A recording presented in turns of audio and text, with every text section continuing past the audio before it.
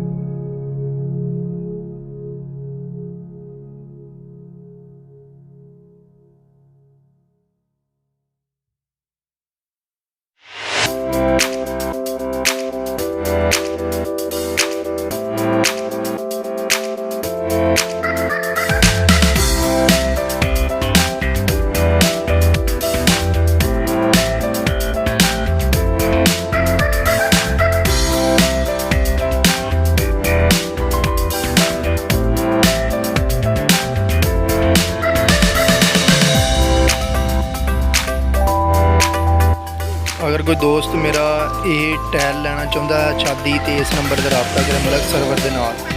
तो मेरे चैनल को सबसक्राइब करो। बहुत शुक्रिया।